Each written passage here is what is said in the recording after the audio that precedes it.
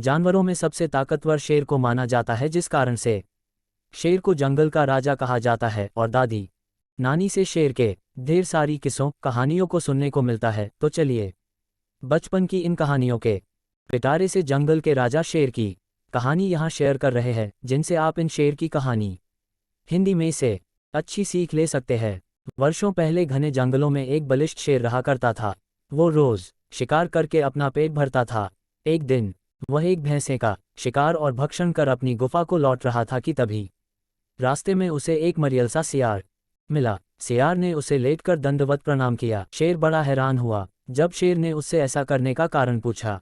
तो उसने कहा, आप राजा हैं और बहुत ही बलशाली हैं। मैं आपका सेवक बनना चाहता हूँ। कृपया मुझे आप अपनी शरण में ले लें। मैं आपकी सेवा करूँगा और आपके द्वारा छोड़े गए शिकार से अपना गुजर बसर कर लूँगा। शेर उसकी बातों से खुश हुआ और उसने सियार की बातों पर भरोसा करके उसकी बात मान ली और उससे दोस्ती करके उसे मित्रवत अपनी शरण में रखा।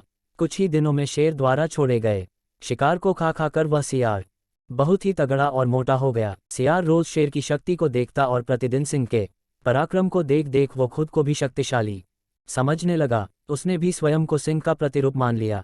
एक दिन उसने सिंह से कहा, दोस्त, मैं भी अब तुम्हारी तरह शक्तिशाली हो गया हूँ और आज मैं एक हाथी का शिकार करूँगा और उसका भक्षण करूँगा और उसके बचे खुचे मांस को तुम्हारे लिए छोड़ दूंगा। शेर उस सियार को अपना दोस्त समझता था, इसलिए उसने उसकी बातों का बुरा नहीं माना, लेकिन सियार को समझाया जरूर कि वो ऐसी गलती न करे।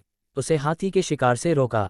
पर वो सियार बहुत ही घमंडी बन चुका था। वो अपने ही भ्रम में जी रहा था। वह घमंडी सियार सिंह के परामर्श को अस्वीकार करता हुआ पहाड़ की चोटी पर जा खड़ा हुआ।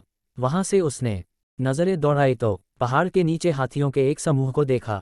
उनको देखते ही वो 3 बार आवाजें लगाकर एक बड़े हाथी के ऊपर कूद पड़ा, किंतु हाथी के सिर के ऊपर न गिर वह उसके पैरों पर जा गिरा और हाथी अपनी मस्तानी चाल से अपना अगला पैर उसके सिर के ऊपर रख आगे बढ़ गया।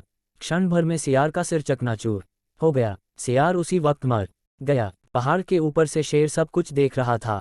सियार की सारी हरकतें देखकर उसने मन ही मन सोचा कि यदि सियार अपनी वास्तविक स्थिति को नहीं भूलता तो आज उसकी ऐसे दुर्गति नहीं होती। कहानी से शिक्षा। इस कहानी से यही शिक्षा मिलती है कि हमें अपना वास्तविक स्वरूप कभी नहीं भूलना चाहिए और कभी भी घमंड में आकर कोई ऐसा कदम भी नहीं उठाना चाहिए जिससे कि हमारी दुर्गति हो जाए। दोस्तों, मेरी द्वारा बताई गई कहानी आपको कैसी लगी? आप हमें कमेंट करके जरूर बताएं और मेरे YouTube channel the people life को सब्सक्राइब, कमेंट्स और लाइक शेयर थम्स अप का चिन्ह बेल जरूर करें। आपका दिन शुभ हो। धन्यवाद। Thanks for watching the people live. Channel को सपोर्ट करें और हमें बहुत सारा प्यार दें। धन्यवाद।